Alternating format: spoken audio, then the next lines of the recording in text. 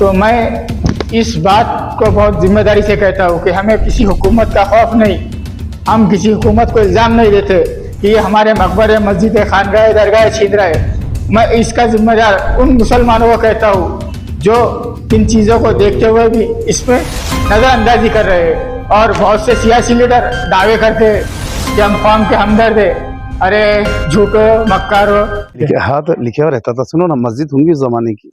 नहीं तो अभी भी मिंबर है ना भाई, ये वजू का हाउस है, चालू नहीं ना, लेकिन कुछ नहीं ना, वजू का हाउस है ना।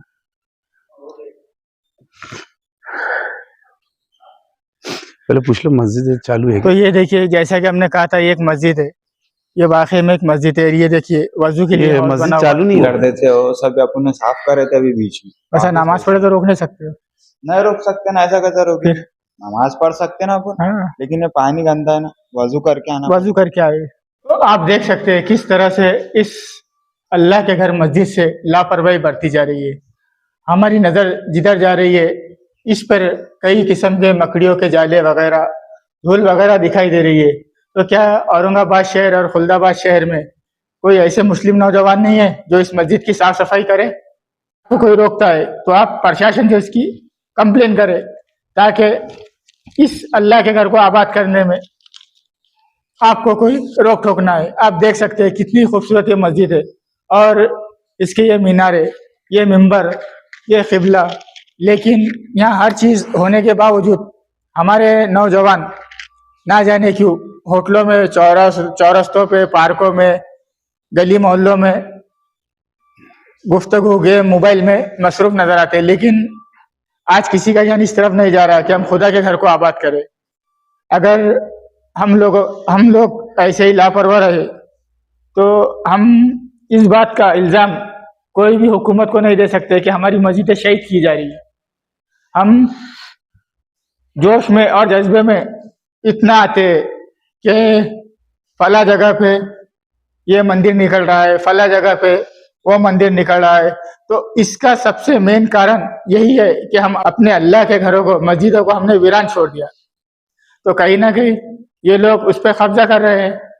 हम ये नहीं कहना चाहते कि हुकूमत, जो आज हमारी हुकूमत बीजेपी हुकूमत है, हम उन्हें दोष नहीं देना चाहते, लेकिन हम आप लोगों से ये अपील करते हैं कि आप वीरान पड़ी मस्जिदों को आबाद करो।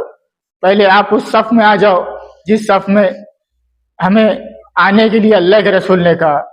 अगर हम एक सफ में आके खड़े हुए और इन मस्जिदों को आबाद किया तो किसकी मजाल जो हमसे हमारे इन मस्जिदों को छीने, हमसे हमारी खानगाहों को छीने, हमसे हमारे बुजुर्गान दीन की दरगाहों को छीने। तो हम यही अपील करना चाहते हैं एक दिली तरफ से कि आप जहाँ भी, जिस इलाके में भी रहते हैं, और आपको ऐसा दिखाई दे कि ये मस्जिद वीरान पड़ी है, आप किसी का इंतजार मत कीजिए, आप तन्हा अकेले आकर वहाँ नमाज पढ़िए, इसे आबाद करो। आप वहाँ पर स्टार्ट करो, इसे आबाद करो। फिर देखते हैं कि कैसे हमसे कोई हमारी मस्जिदें छीनता है, फिर देखते हैं कैसे कोई हमारे मकबरे छीनता है, फिर देखते हैं कैसे कोई हमसे हमारे खानगाहें छीनता है। नहीं, ये हो ही नहीं सकता कि कोई हमसे हमारी खानगाहें छीने। नहीं, ये हो ही नहीं सकता कि कोई हमसे हमारी मस्जिदें छीने।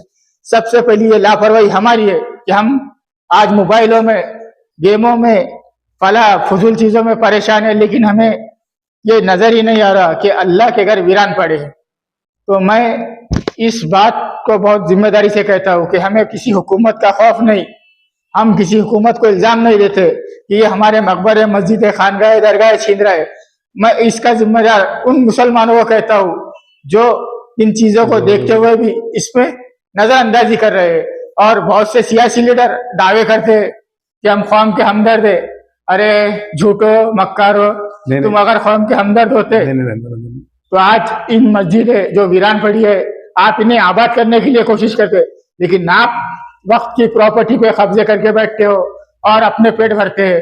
लेकिन आपको सिर्फ उस वक्त कौम, मिल्लत याद आती है जब आपको वोट मांगने की नौबत आती है, आपको भीख मांगने की नौबत आती है। और चुन के आने के बाद, जीत के आने के बाद आप गुल हो जाते हो, दिखाई नहीं देते। अरे झूठो, मक्कारो।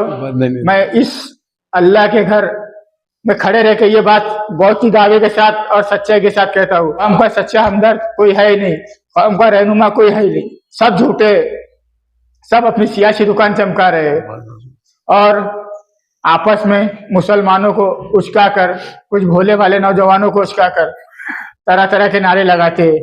फिर उन पे केस होती है, एफआईआर होती है। जब ये कहा जाते हैं, कोई दुबई जाता है सैर के लिए, कोई लंदन जाता है, फिर क्या होता है, ये बेचारे बेगुनाह मुसलमान नौजवान जिसके घर चलाने के लिए ये खुद एक सहारा होते हैं, फिर इन पे गुने दाखिल होते हैं और ये जेलों में अपनी जिंदगी गुजारते हैं। तो हम उन सियासी रहनुमाओं से भी ये कहना चाहते हैं कि आपको अगर पेट भर गया हो तो आप इन चीजों की तरफ भी ध्यान गौर करें, इन चीजों की तरफ भी ध्यान दें जो हमें हमारे आबा व अजदादों ने देकर गए, हमारे लिए छोड़ कर गए।